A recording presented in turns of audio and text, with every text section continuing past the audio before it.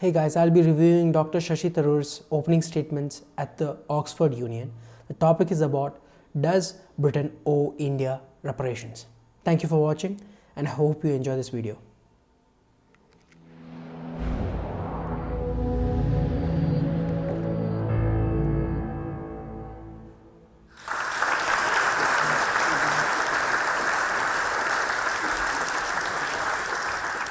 Madam President, and gentlemen, ladies of the House, standing here with 8 minutes.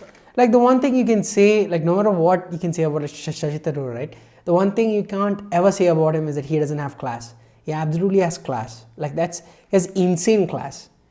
You know, like he has incredible, this like old school oratory, you know, like spokesmanship, you know, like statesmanship that is like just incredible to watch. You know, he has this ability to like charm you even before he like speaks. So that's incredible, you know. In my hands and this venerable and rather magnificent institution, I was going to assure you that I belong to the Henry VIII School of Public Speaking. That as Henry VIII said to his wives, I shall not keep you long. That's a good one. But now finding myself... Shove their heads, eh? Okay. Now finding myself the 7th speaker out of 8 in what must already seem a rather long evening to you, I rather feel like Henry VIII's last wife. I more or less know what's expected of me, but I'm not sure how to do it any differently. Perhaps what I should do is really try and pay attention to the arguments that were advanced by the opposition today. We had, for example, Sir Richard Ottaway suggesting, challenging the very idea that...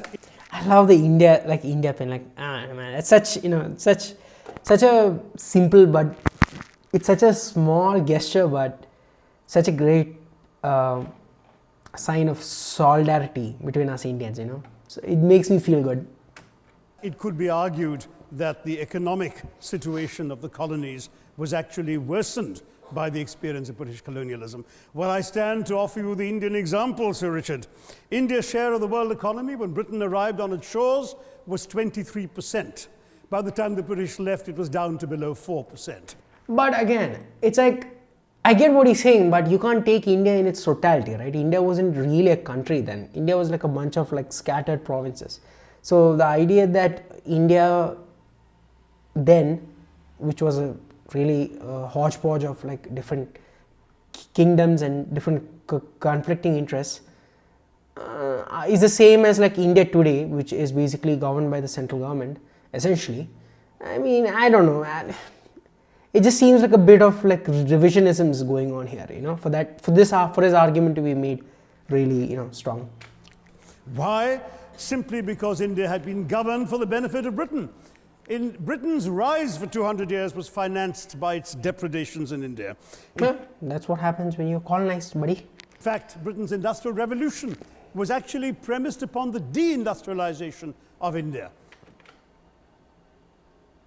Again, let's take a look at that, okay? Let's take a real look at that. Like, let's look at that claim. But isn't that like a bit, you know, reductive? I mean, in that sense, you know, because I don't think, because open education was not a thing in India, you know, it never was. I mean, before, like, there were like severe casteism. So, you know, again, I'm not a British simp, you know, who's gonna simp over like our colonial past. Of course not, I'm not gonna do that.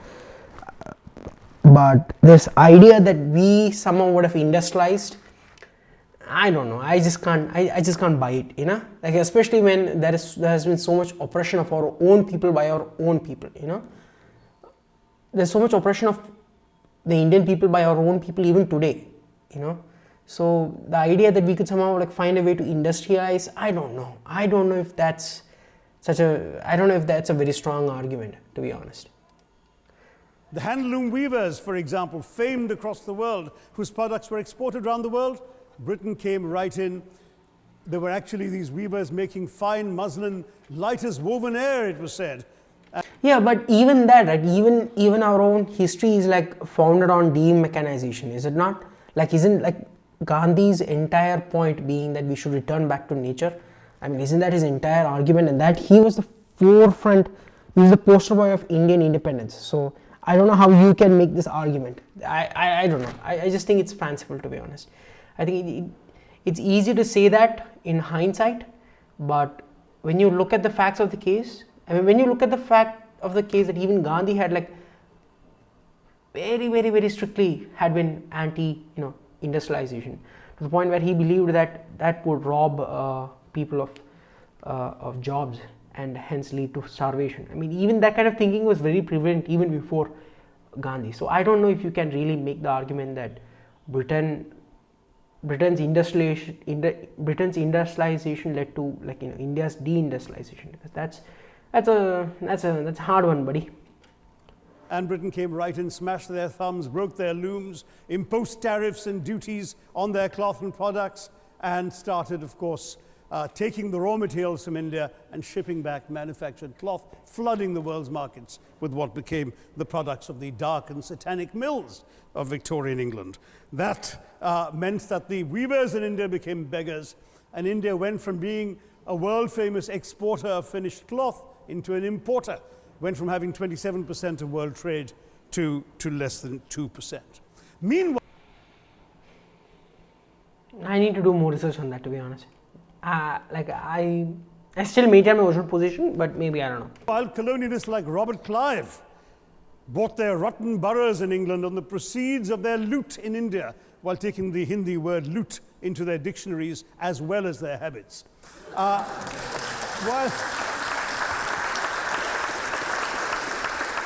And the British had the gall to call him Clive of India, as if he belonged to the country, when all he really did was to ensure that much of the country belonged to him. Damn, By bro. the end of the 19th Slay. century, the fact is that India was already Britain's biggest cash cow, the world's biggest purchaser of British goods and exports, and the source of highly paid employment for British civil servants. We literally paid for our own oppression. But that's because, again, it's because of our own inability to unify. It's because of our own, it's literally codified into our own religion. That's probably why we couldn't oppress, And as has been pointed out, the wealthy Victorian British families that made their money out of the slave economy. 1/5 of the elites of the wealthy class in Britain in the 19th century owed their money to transporting 3 million Africans across the waters. And in fact, in 1833, when slavery was abolished, what happened was that a compensation of £20 million was paid, not as reparations to those who had lost their lives or who had suffered or been oppressed by slavery, but to those who had lost their property. I was struck by the fact that your Wi-Fi password at this union commemorates the name of Mr. Gladstone, the great liberal hero. Well, I'm sorry, his family was one of those who benefited from this compensation. Damn, bro. Staying with India, Holy shit. 29 million Indians died of starvation Like Shashi Tharoor, he didn't come to play, my dude. in British-induced famines. The most famous example, of course, was the Great Bengal Famine during the Second World War, when That is solely on the shoulders of the British government. 4 million people died because Winston Churchill deliberately, as a matter of written minuted policy, proceeded to divert essential supplies from civilians in Bengal to sturdy Tommies and Europeans as reserve stockpiles. He said that the starvation of anyway underfed Bengalis mattered much less than that of sturdy Greeks. This is Churchill's actual quote. And when conscience-stricken British officials wrote to him, pointing out that people were dying because of this decision, he peevishly wrote in the margins of the file, "Why hasn't Gandhi died yet?" So all notions that the British were trying to do their colonial enterprise out of enlightened despotism. Absolutely not. I mean, he would, of course not. To try and bring the benefits of colonialism and civilization. But that's besides the point. I mean, does Britain reparations? I mean, I don't know. You can make that argument to support that argument, Did like the Britain do like some effed up shit? Absolutely. No one's denying that, Yeah, I'm Indian, dude. Screw, British people. The benighted heathen. I'm sorry. No, I'm just joking. Churchill's conduct in 43, simply one example of many that gave a lie to this myth.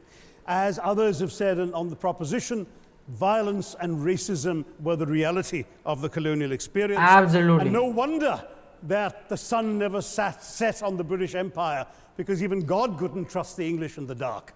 Yeah. Damn, boy. World War Man, he's coming for them, bro. Holy shit.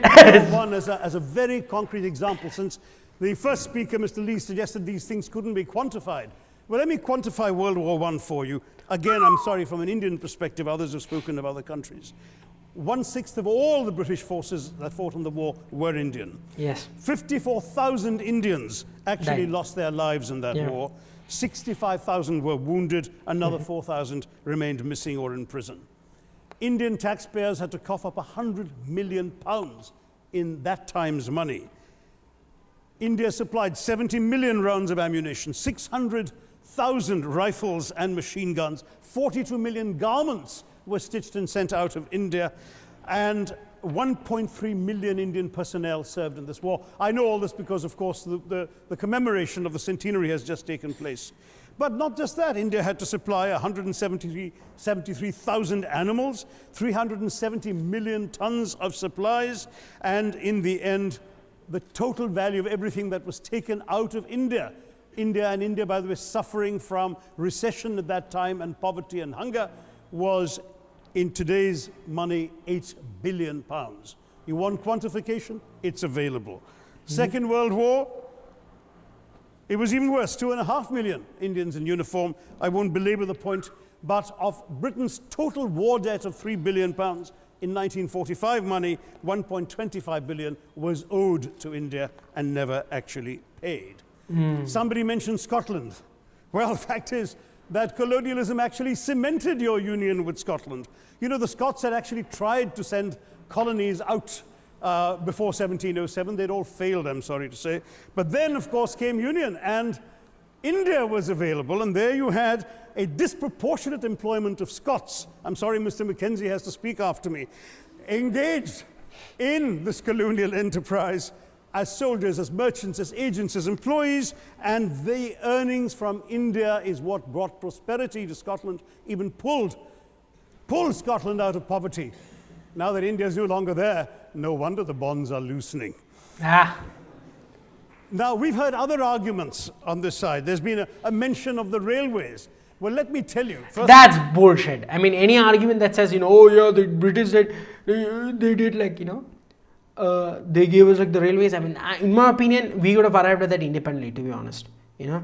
Like that does not constitute that does not, it's like essentially taking like they took all of our wealth and just built us like a little bit of trains for their own transportation, of their own goods.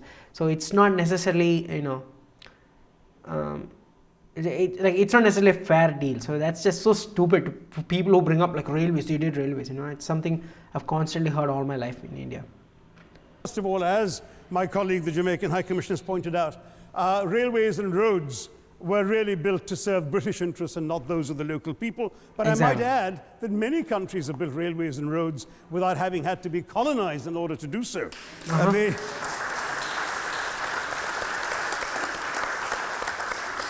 They were designed to carry raw materials from the hinterland into the ports to be shipped to Britain. And the fact is that the Indian or Jamaican or other colonial public, their needs were incidental. Transportation, there was no attempt made to match supply to demand for mass transport. None whatsoever. Beautiful. Instead, in fact, the Indian railways were built with massive incentives offered by Britain to British investors, guaranteed out of Indian taxes paid by Indians, with the result that you actually had Indian railway costing twice what it cost to build the same mile in Canada or Australia, because there was so much money being paid in extravagant returns. Britain made all the profits, controlled the technology, supplied all the equipment, and absolutely all these benefits came as private enterprise, British private enterprise, at public risk, Indian public risk. That was the railways as an accomplishment. We're hearing about aid. I think it was. I'm surprised no one clapped actually. That's a very strong point. Again, Sir Richard Ottaway mentioned British aid to India. Well, let me just point out that British aid to India is about 0.4% of India's GDP. The government of India actually spends more on fertilizer subsidies, which might be an appropriate metaphor for that argument. Damn, boy. I may point out as well.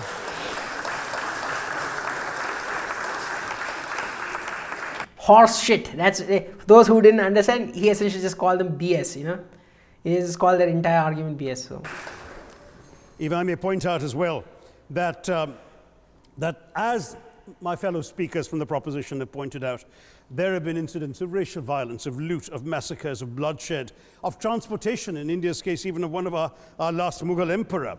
Yes, maybe today's Britons are not responsible for some of these depredations, but the same speakers have pointed with pride to their foreign aid. You're not responsible for the people starving in Somalia, but you give them aid to their foreign aid. Are not responsible. I mean, I think this point is very important because he really is just grandstanding here, if you really think about it, because he just ceded the entire position right now. But you know, it was like he did it so subtly, he did so like, he did in such a simple way that you wouldn't have actually watched this point, okay? In India's case, even of one of our last Mughal emperor. Yes, maybe today's Britons are not responsible for some. There, he conceded the point, but look how, but just observe how he like proceeds to turn. I mean, this is a master orator. You know, he's a master orator, dude. Like he actually can control the flow. It's like he can say things without actually really saying things. So that's really impressive, you know. Some of these depredations, but the same speakers have pointed with pride to their foreign aid. You're not responsible for the people starving in Somalia, but you give them aid. Surely the principle of reparations for the wrongs that have been. That's a good argument, actually. You know what? I take that back. That's actually a really good argument. Like it's almost like if you're gonna take pride in the fact that you're actually feeding people, then you also have to be prescient. Not prescient. You have to be conscious enough to understand that you're the reason that they're starving in the first place. So yeah, he's right. Have been done cannot be denied. It's been pointed out, for example, the dehumanization of Africans in the Caribbean, the massive psychological damage that has been done, the undermining of social traditions, of property rights, of the authority structures of these societies, all in the interests of British. I would not agree with that, but I can understand where it's coming from. So, colonialism, and the fact remains that many of today's problems in these countries, including the persistence, in some cases, the creation of racial and ethnic and religious tensions. I don't know about that. That again, that's a common argument that's used by the Congress. You know, in case people didn't know, he actually belongs. He's a member of Parliament of India. He's actually Shashi Tharoor is actually an MP. He belongs to a party called the Indian National Congress, and it's a very common talking point within it's common talking point within all of India, to be honest. But you know, the idea that like Britain is somehow responsible for the racial divide, perhaps in Kashmir, yes, I agree. Not the racial divide, sorry, the religious divide. Perhaps in Kashmir, yes. Perhaps in Kashmir, yes, absolutely, I agree. But not throughout, because I think those resource problems will pop up no matter what. I mean, if you are an independent country like India, and you know you're huge, where you have like different makeups of different people of different ethnicities, even of different religious backgrounds and whatnot. So those problems are bound to come up much sooner than and I don't think like blaming Britain there is appropriate, to be honest. Like all his other points are absolutely on point, I think, but yeah, I mean, you can't really blame Britain for that, in my opinion. Definitely Kashmir, and you know, and all of the conflicts. Which then again, if one were to argue, you could really make an argument that all of, but I think that's just a proxy thing. I think that's just the first thing waiting to go wrong. in that, like, if it wasn't for Kashmir, it would be something else. It would be the Ayodhya temple. It would be something else, you know. That's how it's always been. That's how conflicts always arise. If it's not one thing, it's the other. Surely you can blame the partition of India and Pakistan, right, on Britain. Absolutely. They were spiteful. I'm speaking honestly. They are like, what they did was screwed over millions of people. So I agree with that. But this argument that there's somehow, like, even today, like, you know, you can somehow attribute it to Britain's incompetence, well, Britain's maliciousness, is just, I don't know. I don't buy that, to be honest. Were the direct result of the colonial experience. So there is a moral debt that needs to be paid. Someone challenged reparations elsewhere. Well, I'm sorry, Germany doesn't just give reparations to Israel. It also gave reparations to Poland. Perhaps some of the speakers here are too young to remember the dramatic picture of Chancellor Willy Brandt on his knees in the Warsaw Ghetto in 1970. And there are other examples. There is Italy's reparations to Libya. There's Japan's to Korea. Even Britain has paid reparations to the New Zealand Maoris. So it's not as if this is something unprecedented. Damn, that's a very strong argument, dude.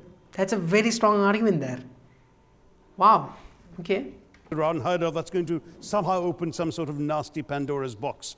No wonder Professor Lewis reminded us that he's from Texas. There's a wonderful expression in Texas that summarizes the arguments of the opposition: all hat and no cattle. Now, if I can just quickly look through the other notes I was scribbling while they were speaking, there was reference to democracy and rule of law. Let me say with the greatest possible respect, it's a bit rich to oppress, enslave, kill, torture, maim people for 200 years and then celebrate the fact that they're democratic at the end of it. Yeah. That was insane, man. And what's even more ironic is that this has nothing to do with like Britain had nothing to do with India's independence. I mean, other than the fact that they actually tapped out and gave our independence to us. But, you know, so like, it's wild to me how any British person can say, oh yeah, you know, it's India's independence now, you know, thanks to somehow Britain. You know, so it's just wild to me that people can say that. We were denied democracy, sir. We had to snatch it, seize it from you. Exactly. With the greatest reluctance, it was conceded in India's case after 150 years of British rule, and that too with limited franchise. Let me just point out, I think the arguments made by a couple of the speakers, the first speaker, Mr. Lee in particular, conceded all the evil atrocities of colonialism, yes, but essentially suggested that reparations won't really help. They won't help the right people. They'll be used as a propaganda tool. They'll embolden people like Mr. Mugabe. It's always nice how in the old days, you know, I'm sorry to say that the people of the Caribbean used to frighten their children into behaving and sleeping by saying Sir Francis Drake would come after them. That was a legacy of that. Now it's Mugabe will be there. So this is the new sort of Sir Francis Drake of our times. The fact is very simply, sir, that we are not talking about reparations as a tool to empower anybody. They're a tool for you to atone for the wrongs that have been done. And damn, bro. Damn, that's he's convincing me, boys. That's a really good argument, you know. I'm quite prepared to accept the proposition that you can't evaluate, put a monetary sum on the kinds of horrors people have suffered. Certainly no amount of money can expiate the loss of a loved one, as somebody pointed out there. You're not going to be able to figure out an exact amount. But the principle is what matters. The fact is that to speak blithely of sacrifices on both sides, as an analogy was used here, a burglar comes into your house, ransacks the place, stubs his toe, and you say, well, there was a sacrifice on both sides. That, I'm sorry to say, is not an acceptable argument. The truth is that we are not arguing specifically that vast sums of money need to be paid. The proposition before this House is the principle of owing reparations.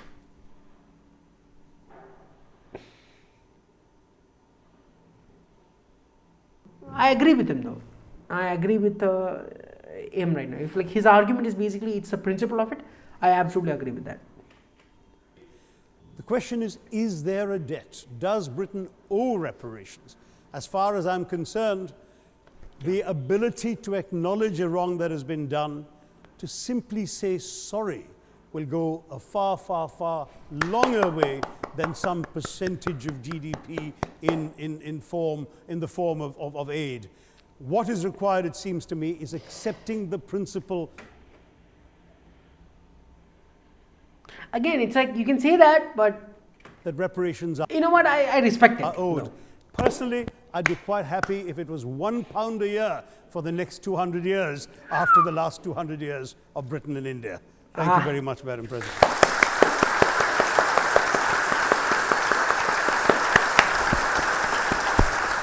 Some strong points, you know.